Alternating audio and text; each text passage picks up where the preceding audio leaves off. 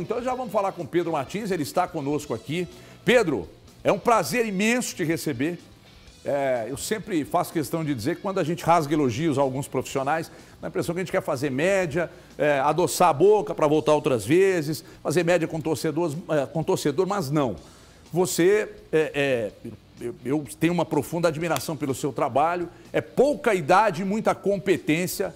Já aproveito para parabenizar pelo trabalho no Cruzeiro e eu não posso deixar de meter a primeira pergunta com relação a 2023. O que está sendo feito com a participação efetiva do Pedro Martins para a temporada 2023?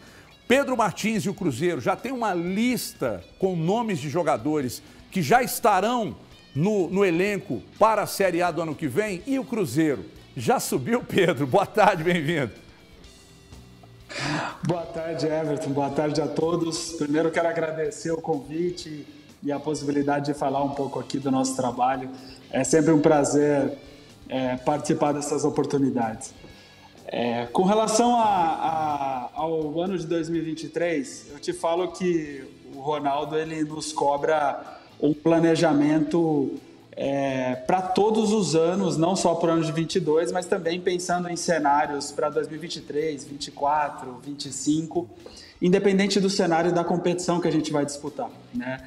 E para que isso possa acontecer, a gente precisa ter algumas áreas estratégicas do clube que fiquem pensando em diversos cenários. Então, hoje a gente tem uma área de análise de mercado que estuda profundamente várias opções e possibilidades, levando em consideração o contexto do Cruzeiro na Série B, numa Série A, numa Libertadores, né? A gente tem que entender o mercado, né? A gente não pode ficar despreparado. Mas isso não quer dizer que a gente já esteja pensando na competição do ano que vem. A gente tem que levar muito a sério o que a gente está disputando agora. Eu falo que uma das maiores virtudes do Cruzeiro de hoje é entender que tamanho de camisa não te leva a lugar nenhum em termos de competição dentro do campo, e sim respeito à competição, rotina de qualidade, trabalho no dia a dia, né? E isso a gente vem fazendo, e o fato de estarmos na liderança da Série B só faz com que a gente trabalhe mais e exija a todo mundo aqui que continue nessa entrega. Ô, Valu, deu uma escorregada na pergunta, já subiu, mas daqui a pouco eu pergunto de novo. Tiago Valu, pergunta para Pedro, competente Pedro Martins. Tiago Valu, Pedro Martins, boa tarde. 32 jogadores contratados nesta temporada. Apenas 3 não seguirão com o Cruzeiro até o final da temporada, né? O Gabriel Brazão, uma fatalidade da sua lesão. O Matheus Silva, negociado com a Ponte Preta, e o Gabriel Dias, negociado com o Vasco da Gama. O Cruzeiro, ele estabeleceu um teto de valores para fazer o seu futebol esse ano. É claro que para a próxima temporada, independente de onde o Cruzeiro esteja, esse teto não vai ser removido, até porque, por conta dos anos anteriores, o Cruzeiro não tinha teto, o céu era o limite, uma das situações que contribuíram para que o clube chegasse na situação que chegou. É inegável que no próximo ano o futebol será mais caro para o Cruzeiro. Além do programa do sócio-torcedor, hoje há um planejamento muito grande para angariar recursos para se fazer o futebol no próximo ano? Obrigado.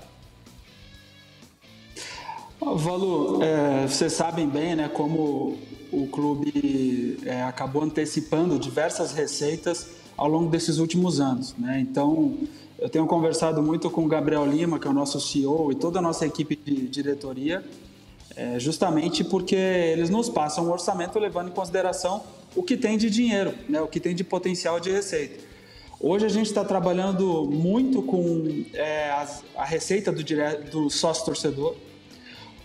O Ronaldo, os aportes que ele fez foi justamente para pagar a transfer ban, né? Vocês sabem bem que o Cruzeiro já passou por alguns e ainda vai passar por outros, né?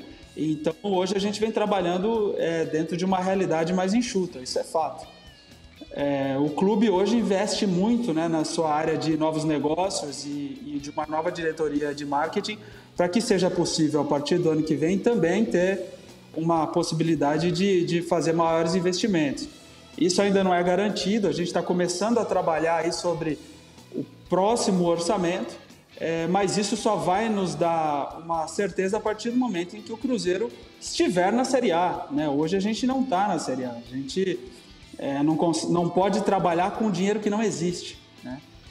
O que a gente pode fazer é trabalhar muito e se dedicar muito para que, quem sabe, dentro de algumas rodadas, a gente consiga concretizar o acesso e aí sim começar a falar sobre as possibilidades de investimento no ano que vem. Eu sigo com o Pedro, só dar um recado aqui, Rins. Ainda em cima dessa questão feita pelo Valu, um prazer falar contigo, Pedro. Gosto muito do seu trabalho hoje à frente do Cruzeiro. Ainda em cima dessa questão do Valu... Caseirinho. Caseiro do Pedro. Nada disso. Mas ainda em cima dessa questão do Valu, qual é a projeção que se faz em relação ao orçamento? É possível que ele seja dobrado, seja triplicado? Qual é a projeção que se faz hoje dentro do clube em orçamento para buscar jogadores, para investir em salários? Olha, acho que é até injusto a gente falar de uma projeção agora, Thiago, porque eu sei que eu sou meio chato nisso, mas não dá para trabalhar com dinheiro que não existe. Quando nós conquistarmos o acesso, aí a gente pode, de fato, trabalhar com esse cenário e falar da capacidade de investimento no clube. Uma coisa é fato, o Cruzeiro é uma instituição que tem uma dívida bilionária e a gente não vai consertar isso do dia para a noite. Então ela ainda tem um impacto na nossa rotina, no nosso dia a dia. Pagar em dia os nossos salários ainda é um sufoco. A gente está procurando fazer com que isso seja aliviado ao longo do tempo, através da boa gestão. O Ronaldo ele já falou mais de uma vez que ele não tem nenhuma vontade ou interesse em se tornar um sheik e fazer com que o Cruzeiro dependa das receitas dele, né? E sim, o Cruzeiro é um gigante. O Cruzeiro é um gigante que deve ser reconstruído e, através de boa gestão, ele vai conseguir potencializar toda essa receita que existe, porque é um clube que, através de boas práticas de gestão e adotando técnicas de gestão que são corporativas, eu não tenho dúvida que o Cruzeiro vai retomar seu lugar de protagonista em todas as áreas, não só investimento no futebol profissional, mas na formação de jovens talentos, no futebol feminino, né? Mas isso a gente está construindo um caminho para que seja possível ao longo do tempo. Já Elton Novaes. Fala, Pedro, beleza? Grande trabalho que você está fazendo aí. Eu queria saber o seguinte, o Pesolano recentemente deu uma entrevista ao Esporte Espetacular falando que se o Cruzeiro, esse Cruzeiro, estivesse disputando a elite do futebol brasileiro, passaria por dificuldades, lutaria contra o rebaixamento.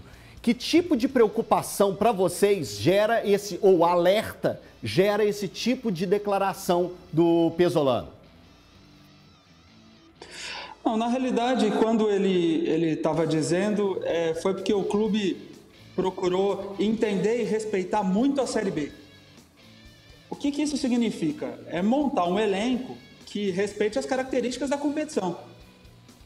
O Cruzeiro procurou fazer um estudo amplo aí das equipes que subiram durante os últimos anos, das equipes grandes que caíram e não conseguiram compreender, né? Isso, o próprio Cruzeiro, a gente acredita que escorregou na estratégia em algumas temporadas. E o que a gente procurou fazer foi olhar para a Série B e entregar o melhor para a Série B. Quando estivermos na Série A, e se estivermos na Série A, a gente vai procurar entender a competição e entregar o melhor possível dentro da nossa restrição orçamentária. E aí está diretamente atrelado o perfil de jogador, a característica dos atletas e principalmente a nossa forma de jogar, né? O Cruzeiro está construindo uma identidade e essa identidade ela independe do diretor do futebol, ela independe do treinador. Nós fomos escolhidos em função dela. E a gente vai procurar respeitá-la e fazer com que ela esteja adaptada e atualizada a um cenário de Série A, quando esse cenário chegar e se ele chegar. Pedroca, é um prazer falar com você. Ale Oliveira, parabéns pelo trabalho, inclusive estético, é um homem semi-milionário de feição. Eu queria falar um pouco mais do Pesolano, que é um excepcional treinador, mas mora sozinho, quer fugir de casa. Tem sido expulso aí frequentemente. Vocês conversam com o professor a esse respeito? está tendo um tratamento com o psicólogo? Ou vocês acham que pode ser uma perseguição? Como você está tratando o homem? Prazer. Prazer, Ale. Cara, o primeiro ponto é o próprio Pesolano identificar que nas 2 últimas partidas, né, tirando o Grêmio do contexto, falando dessas últimas que ele já recebeu a punição, ele mesmo fez uma conversa com um grupo de atletas, assumiu que foi um desequilíbrio, um descontrole dele e revelou que ia trabalhar muito para que isso não voltasse a acontecer, né? E nós, como instituição, a gente tem que ajudar e suportar esse trabalho de melhoria, evolução de todos, né? A gente sabe que não existe nenhum profissional que está pronto, né? Todo mundo procura melhorar e evoluir a partir do momento em que os problemas aparecem. Então, a gente tem conversado muito, a gente tem procurado avaliar formatos e modelos para contribuir com a formação de uma liderança. O Pesolano é um treinador com potencial imenso. A gente tem ideia de que ele vai estar no mais alto nível aí nos próximos anos. E a gente tem ideia também de que a gente está formando não só diretor de futebol, a gente também está formando treinador, está formando atleta, todo mundo tem capacidade de crescer com o projeto. Com relação ao último jogo do Grêmio, a gente viu que o critério de avaliação da arbitragem não estava muito alinhado, porque o Roger também teve comportamentos similares ou parecidos e não foi punido da mesma maneira. Então a gente procurou a CBF aí para pelo menos entender o critério e verificar se de fato eles avaliam essa expulsão como um acerto. Ô Pedro, eu vou pedir só para que você me espere. Pedro, eu vou persistir numa pergunta que você já respondeu em várias outras ocasiões, mas enquanto você esperava e vendo aqui as perguntas chegando, o torcedor sempre vem com a mesma. Pedro Martins, qual a projeção de faturamento para o próximo ano? Porque empresas organizadas fazem a projeção. Essa projeção para o ano que vem, com fortalecimento de marca, tudo vai custar mais caro para quem quiser investir no Cruzeiro. Essa projeção traz ao torcedor do Cruzeiro esperança de que terá um time muito competitivo ano que vem, ou ano que vem ainda é um 2023 para estabilizar, Pedro? Olha, Everton, a gente está trabalhando sempre para que o clube seja competitivo, né? E isso parte da premissa de que as áreas estratégicas elas precisam ser fortalecidas. E isso faz com que o clube não dependa apenas de uma pessoa ou de uma figura, e sim se torne uma organização mais robusta, né? A gente sabe que ainda o impacto das dívidas e do que foi encontrado em termos de gestão dos últimos anos ainda é grande, né? Não vai ser apenas em um ano que a gente vai modificar isso. Mas a gente sabe o tamanho do clube, a gente sabe o nível de exigência do nosso torcedor e a gente vai procurar trabalhar para que o clube, dentro da sua realidade, consiga ser competitivo e consiga fazer investimentos inteligentes para que, caso consiga subir para a Série A, seja competitivo. Da mesma forma como a gente vem fazendo na Série B. A gente não tem a maior folha da Série B, a gente não fez loucura, a gente conseguiu manter os pés no chão e procurou trabalhar em cima de algumas premissas, né? Que é qualidade de trabalho, pagar salário em dia e respeitar todas as limitações que hoje existem dentro da nossa área financeira. Isso tudo, não tenho dúvida, vai fazer com que o Cruzeiro seja forte, não apenas no ano que vem, mas nos próximos 3, 4, 5 anos, porque é uma marca gigante, é um clube gigante, e que eu não tenho dúvida que ao longo do tempo vai retomar seu lugar de protagonista no futebol brasileiro. Antes de passar para o Valu aqui, só ainda sobre a questão da projeção, existe como falar e informar ao torcedor quantos % de faturamento a mais o Cruzeiro pode atingir na próxima temporada? Ou é precoce dizer isso agora, Pedro? Eu acho que é precoce, Everton, e até irresponsável. Acho que é melhor a gente continuar trabalhando com a projeção atual, que é a disputa de Série B, continuar com os pés no chão e focar no nosso próximo jogo aí na sexta-feira e ganhar ele. A gente sabe que vai ser um embate completamente difícil, com nível de complexidade alto, e a partir do momento em que a gente conseguir um cenário mais garantido de Série A, vai ser mais prudente falar em dinheiro e projeção de receita. Tiagão, para fechar com você, Valu. Pedro, ainda falando em termos de futebol para o próximo ano, da mesma forma que a equipe fez esse estudo a respeito das últimas equipes que conseguiram o acesso da Série B para a Série A, acredito que o Cruzeiro, até por conta de ter o pagamento das suas contas muito justas ainda, neste momento, ainda que não seja revelado quais equipes, mas quem tem menos possibilidades no mercado, o trabalho se inicia antes. E, claro, sem citar nomes, a gente pode dizer que neste momento já tem uma lista de mapeamento vigente do Cruzeiro em termos de jogadores monitorados até da própria Série B, também da Série A, América do Sul, Europa, né? De uma forma geral, o Cruzeiro foi na Europa, trouxe vários reforços, especialmente nesta segunda janela. E uma outra pergunta, se a projeção do trabalho de vocês, na expectativa do torcedor, está muito acima do esperado, do grupo, principalmente na 26ª rodada. Claro, o Cruzeiro ainda tem um campeonato para fechar, mas eu queria que internamente as expectativas foram acima. Obrigado. Olha, Valu, quando a gente chegou aqui, uma coisa que a gente sentiu falta foram justamente essas áreas meio. O que eu falo de áreas meio? A área de performance e saúde, que contempla departamento médico, departamento de fisioterapia, de preparação física, a área de análise de desempenho, que faz todo o estudo de análise da nossa equipe, do adversário, de todas as métricas possíveis da competição, e a área de análise de mercado, que faz todo o estudo de possibilidades, independente do cenário em que a gente está inserido. Essas áreas, elas não estavam fortalecidas. A gente entendia que existia pouco investimento e pouca gente capacitada para potencializar o rendimento dessas áreas. E a gente fez mudanças importantes, trazendo profissionais de mercado e também retendo os principais talentos que existiam já aqui dentro, para que o clube pudesse estar pronto e preparado para todos os seus níveis de exigência. Para a Série B, que é muito difícil, para uma possível Série A, para uma possível cenário de Libertadores. A gente precisa estar preparado para isso. E essa foi uma das principais mudanças que a gente fez logo no início do ano.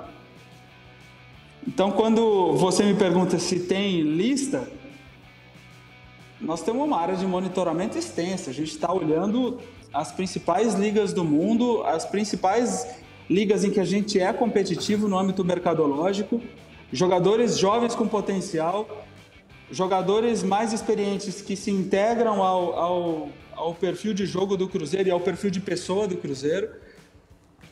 Eu tenho uma equipe que trabalha 24 horas por dia nisso, para que na hora que a gente vá tomar a decisão, fique muito mais fácil. Então hoje o clube está preparado para todos os cenários, né?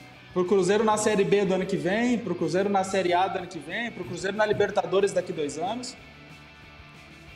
Isso precisa acontecer para qualquer clube que leve a sério o seu departamento de futebol. Agora, com relação à avaliação do trabalho, que está muito conectado com essas mudanças que a gente fez, a gente aumentou o nosso nível de exigência. A gente respeita muito a Série B, mas o nosso nível de exigência é como se o Cruzeiro estivesse disputando a Libertadores. E como o nosso nível de cobrança é alto, a gente esperava também um resultado positivo. A gente acredita muito que a partir do momento em que o clube tem uma identidade, tem um norte estratégico, tem uma diretriz clara de como atuar, você consegue muitas vezes superar, inclusive, adversários que fazem investimentos maiores do que você. Ô Pedro, eu vou fazer uma pergunta curta e uma resposta curta para a gente encerrar, e já peço perdão, vou ser xingado aqui pelo meu editor-chefe, mas você falou em reter talento. O Pessolano tem sido assediado e o Cruzeiro está preparado para esse assédio, caso ainda não esteja acontecendo? Pergunta curta, resposta curta. Olha, ele foi assediado, né? Inclusive a gente fez a renovação de contrato pensando nisso, né? Mas eu não tenho dúvida que ele é um treinador que vai ser visado aí pelo mercado. A gente acredita muito no que ele tem nos dito desde o início, né? Que ele gosta de projeto, né? Ele gosta de clubes organizados e estruturados para potencializar, inclusive, o rendimento da comissão técnica. Pedro Martins, muito obrigado. Parabéns pelo seu trabalho, grande abraço, mais sucesso ainda na temporada, que na 31ª rodada tudo estará já resolvido. Um abraço para você, Pedro. Um abraço e agradeço a oportunidade novamente. É uma gentileza absurda, uma generosidade absurda e uma competência também absurda. Muito obrigado a todos aí no Cruzeiro.